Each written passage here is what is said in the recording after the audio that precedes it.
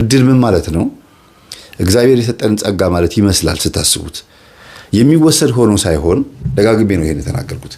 እድሌ ተወሰደ፣ እድሉ ተወሰደ፣ እድልሽ ተወሰደ የሚባለው እንደዚህ በድጋጎ ውስድ የሚደረግ ሆኖ ሳይሆን ሰይጣን ምን ያደርጋል? ያታልላል። የሚያታልለው እንዴት መሰላችሁ?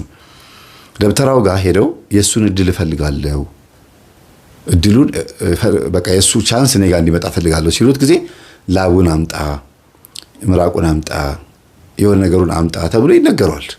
መስተፋቀርም ከሆነ ምንም ከሆነ እሺ ብሎ ሄዶ ሲያመጣ የሱ እድል ወደሱ የመጣ ነው የሚመስለው። ይሄ ሰው እንደሆነ እንዲያስብ ነው፣ እንደዛ እንዳመጣ እንዲያስብ ነው። ግን ሄዶ ሲያመጣ ሰይጣን አብሮት ነው ያለው። የደብተራው መንፈስ ተልኳል አብሮ ሄዶ ሲመለስ እንደ ገቢር ነው ያ የሚያመጣው። ጸጉርም ይሁን የሚያመጣው ላብም ካናቴራ ተቀዶ እዚህ ጋርም ተቦጭቆ ሊሆን ይችላል። የጡት ማስያዣችሁ ጠፍቶ ሊሆን ይችላል። ፓንት ተቦጭቆ አይጥ ይቦጭቆ ይመስል ከስር። በእርግጥ አንዳንድ ጊዜ ላብ ያለበት ቦታ ላይ አይጦች መጥተው ይበሉታል አይደለም? ለምንድን ነው ያ የተፈለገው? እንዲመስል ነው። አይጥ የበላችሁ እንዲመስል እንዳይነቃ ነው። እና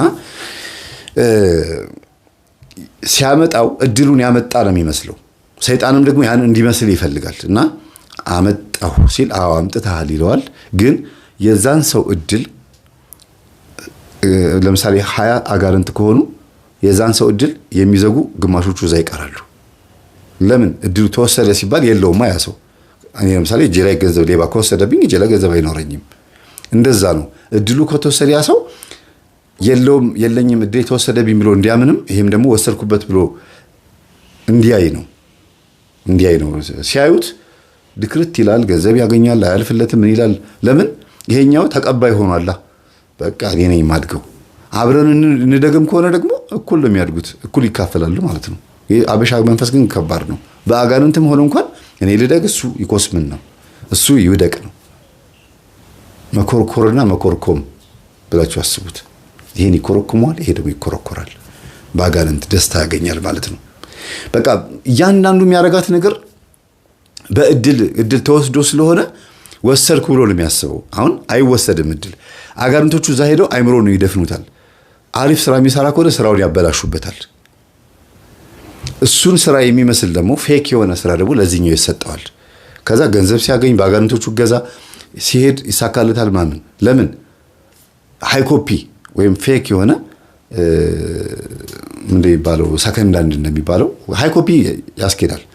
ያንን ልጅ ያለውን ቻንስ እድሉን የሚመስል ነገር ይሄም ስላገኘ ወሰድኩ ብሎ ስለሚያስብ ይኖራል ማለት ነው።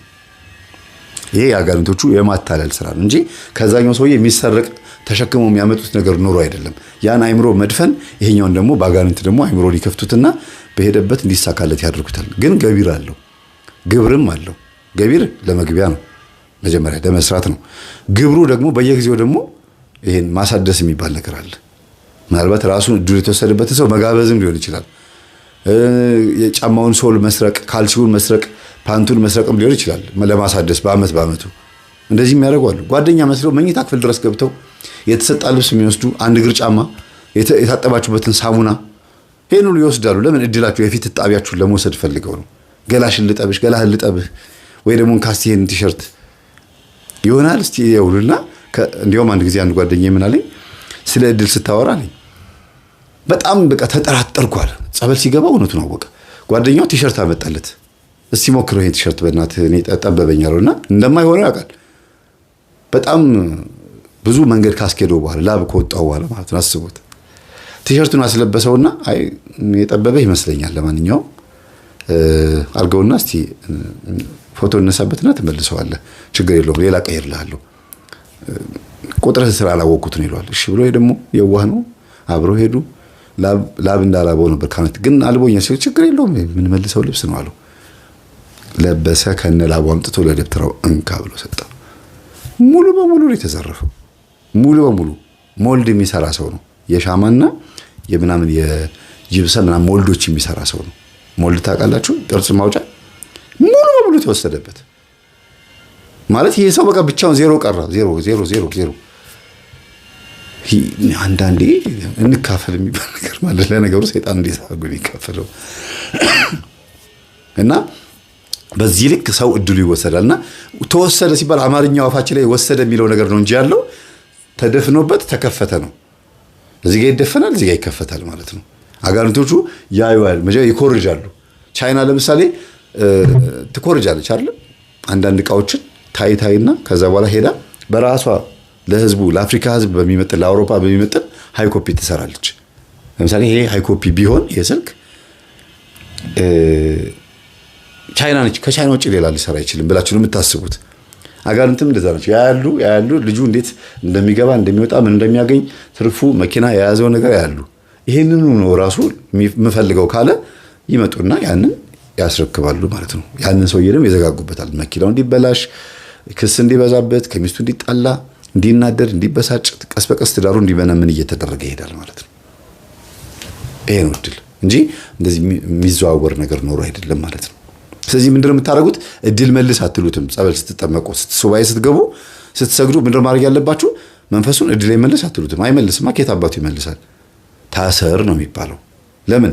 እድላችሁን አስወሰደ በሚለው ሐሳብ ውስጥ ሳይሆን መረዳት ያለባችሁ እድሌን ዘጋብኝ። በእያንዳንዱ መግቢያ መውጫ ቀዳዳዎች ውስጥ ደንበኞቼን በሙሉ አስቀየመብኝ። አጠቃላይ በህይወቴ ላይ ይሄ መንፈስ መጥቶ አይነ ጥላ ወይም ደግሞ የቢዝነስ ጥላ ሆኖብኛል። ስለዚህ ይሄ መንፈስ ማሰር አለብኝ ብላችሁ ማሰር፣ ታሰር፣ እድሌን መተህ የዘጋህብኝ ታሰር፣ ከመንገድ የዞር በል ብላችሁ መንፈሱን ማሰር ማስወገድ ነው። ወይም ደግሞ ስትጠመቁ ደግሞ ይሄንን ነገር እያሰባችሁ መጠመቅ ነው። ከእግዚአብሔር ጋር ስታወሩ ደግሞ እግዚአብሔር ሆይ እድሌ ተወስዶብኛል ወይም ደግሞ የኔ እድል ተዘግቶብኛል ሳይሆን ተዘግቶብኛል እና እባክህን የዘጋብኝ መንፈስ ያዝልኝና በረከቴ መልስልኝ። አስራት አወጣለሁ፣ ቃል መግባት አለባችሁ። አስራት በኩራት አወጣለሁ፣ መባ ሰጣለሁ፣ ስለቴን እንደዚህ አስገባለሁ ብላችሁ መሳል አለባችሁ። ሱባኤ መግባት አለባችሁ። ከዛ እግዚአብሔር ያንን መንፈስ ይይዘዋል እንጂ ሰይጣን እድል አይሰጣችሁም። ሰይጣን በረከት አይሰጥም። ቢሰጥም የሚወስደውን ነው የሚሰጠው። ከእኔ ጋር የማይሰበስብ በከንቱ ይበትናል ያለው ክርስቶስ። ከእግዚአብሔር ጋር ካልሰበሰብን እንደዛ ነው። እና ታዲያ እድሉ ሲገባብን እያየ ለምን ዝም አለ ከተባለ ህይወታችን፣ የኛ ህይወት፣ የኛ ማንነት ለእግዚአብሔር የማይመች ሆኖ አጫሽ፣ ቃሚ፣ ጨባሽ፣ አጠቃላይ በቃ ዝም ብሎ አለሌ ዱርዬ ከሆንን ሲላክ ይገባል፣ ስራ ሲባል ይሰራል። ለምን? የሚመች ዙፋን አግኝቷል። እምነት ላይ ዜሮ፣ እውቀት ላይ ዜሮ፣ ምግባር ላይ ዜሮ ነን። ዝም ብለን ስዕል ብቻ ማተብ ማንጠልጠል ብቻ፣ መርካቶ ለመርካቶ መዞር፣ ሱቅ መክፈት፣ ስጋ ቤት መክፈት፣ ስቴሽነሪ፣ ህንፃ መሳሪያ፣ ከዛ በኋላ ደግሞ ሆቴል፣ ካፌ ምናምን መስሪያ ቤት መስራት፣ ገንዘብ ማጠራቀም፣ መኪና ገዝቶ ራይድ መስራት፣ ግን ከእግዚአብሔር የራቀ ህይወት።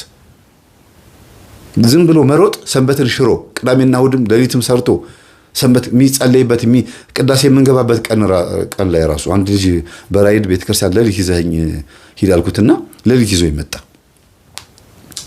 እና ለምን አታስቀድስ ምናምን እንግባና እናስቀድስ አልኩት። ራይድ ሹፌሩ ማለት ነው። ከዛ አይ ትንሽ ጠቅጠቅ አድርጌ ልስራ፣ ዛሬ ሰንበት ነው እሑድ ነው አልኩት። ሰንበትንም ሽራ ሰርተህ በረከት አለ አልኩት። አዎ ግን ያው አይበረክትም፣ ግን በቃ ትንሽ በሚቀጥለው ጊዜ በደንብ እናወራለን፣ ስልክ ነው ስጃለሁ አይደል ምናምን ችግር የለውም ምናምን አለኝና ተለያየን። ከዛ ጠዋት ስልኬን ዘግቻለሁ። ቅዳሴው ካለቀ በኋላ 3 ሰዓት ላይ ቴክስቱን ሳየው ደነገጥኩ። መምህር ላገኝ ይፈልጋለሁ፣ እግዚአብሔር ቀጣኝ። ይህንን የእግዚአብሔርን ጥሪ ረግጬ ስለወጣሁኝ የገጠመኝን ፈተና ብነግርህ በጣም ከባድ ነው።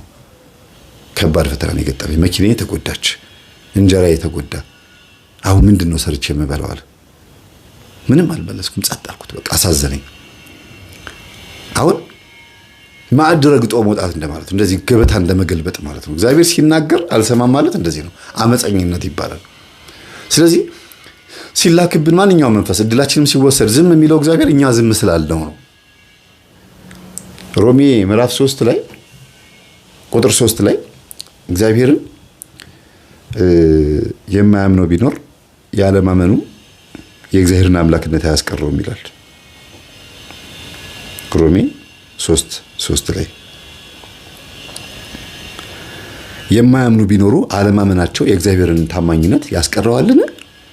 እንግዲህ እንዲህ አይሁን፣ በቃልህ ትጸድቅ ዘንድ ወደ ፍርድ በገባህ ጊዜ ትረታ ዘንድ ተብሎ እንደተጻፈ ሰው ሁሉ ውሸተኛ ከሆነ እግዚአብሔር እውነተኛ ይሁን ይላል። እግዚአብሔር ምን ይሁን? እውነተኛ ይሁን። ሰው ውሸተኛ ከሆነ። ስለዚህ የማያምን ቢኖር አለማመኑ የእግዚአብሔርን አምላክነት አያስቀረውም። እናንተ አላመልክህም ብትሉትም እሱ ሁልጊዜ ፍቅርና ቅዱስ ነው። ስትመጡ አቤት ይላል፣ ስትርቁት ዝም ይላል። ጠብቀኝ እባክህ አድነኝ ስትሉት ደግሞ እሺ ብሎ ይሄ ነው ስራው፣ ባህሪው ነዋ። እንደ ሰው አይደለም። ባለፈው እንደዚህ አላልከኝም ምናምን ብሎ እንደዚህ የሚይዝ አይደለም እግዚአብሔር። ስትመለሱ ይመለሳል። ስለዚህ ተመለሱ። በቃ አልፈልግህም ስትሉት እሱ እግዚአብሔር ደግሞ ዝም ሲል አጋንንት ነው የሚቀልበን። የትም ነው ወይ ኒውትራል ማን ወይ ኔጌቲቭ ወይ ፖዚቲቭ ነው እንጂ የሚኖረው ኒውትራል ብሎ ነገር የለም። ወደ አንድ ወይ ወደ አጋንንቱ ወይ ደግሞ ወደ ቅዱሱ ነው ህይወታችን ሊሆን የሚችለው። ማን ነው ፓጋን ኤቲስት ነኝ ሃይማኖት የለኝም ብሎ ኒውትራል ነኝ ብሎ የሚያስብ ሰው እንኳን የማን አባል ነው? በአፉ ነው እንጂ ኒውትራል ነኝ የሚለው እግዚአብሔርን አላመልክም በማለቱ ሮብና ዓርብ ባለመጾሙ ሃይማኖታዊ ስርዓቶችን ባለመፈጸሙ እንኳን ያጋንንት አባል ነው። የራሱን ሃይማኖት በመፍጠሩ እንኳን ኃጢአተኛ ነው። እግዚአብሔር የለም ብሎ በማሰቡ እንኳን ጽንፈኛ ነው። ስለዚህ የእንትና ወገን ነው ማለት ነው። ስለዚህ ከሁለት አንድ እንጂ ሶስተኛ ኒውትራል የሚባል ነገር የለም። እና እድላችን እንዲወሰድ ሆነን እየኖርን መንፈስ ሲላክብንም ምንም ሲደረግብንም እኛ ውስጥ ገብቶ ስራውን ሲሰራ ምን ይዘው ከሆነ ሰየው ጥሩ ነው። የተወሰነ ሊያንገዳግደን ይችላል። እስከነቃን ድረስ እናሸንፈዋለን። ካልነቃን ግን ሰው ሲነግረንም ኧረ አጋንንት የሚባል ነገር የለም የራሴ ችግር ነው ገንዘብ አያያዜ ችግሬ ነው ብላችሁ የምታስቡ ከሆነ ጥሩ። እንደዛም ከሆነ ደግሞ ተመለሱ እስቲ ከቻላችሁ። እስቲ ልብ ካለ ከሱስ አገግም። እንደዛ ከሆነ በካውንስል በስነ ልቦና አማካሪዎች በሳይካትሪስት የምትመለስ ከሆነ ሞክር። ጭንቀት መንፈስ አለብህ የአማኑኤልን ኪኒን እየዋጥክ የጭንቀት መንፈስህን ለማብረድ ትሞክራለህ። በድብቅ ሰዎች ሳያውቁ ኪኒን ለመዋጥ ትሞክራለህ። ሞክር። ግን ይቻላል? ትችላላችሁ? እንደዛ መብረድ እንደዛ ነገሮች ማስተካከል ይቻላል? እስከ መቼ ድረስ የጭንቀት መድኃኒት እየዋጣችሁ ነፃ የሚያወጣ አእምሮን የሚያልፍ ሰላም የሚሰጥ ክርስቶስ እያለ አስተውላችኋል? በነፃ ቅረቡ፣ በነፃ ብሉ፣ ጠጡ፣ በነፃ አስቀድሱ፣ ሁሉ ነገር በነፃ ተብሎ እምቢ ብለን ዋጋ ከፍለን እንመለሳለን። ይሄ ነው የኛ ባህሪና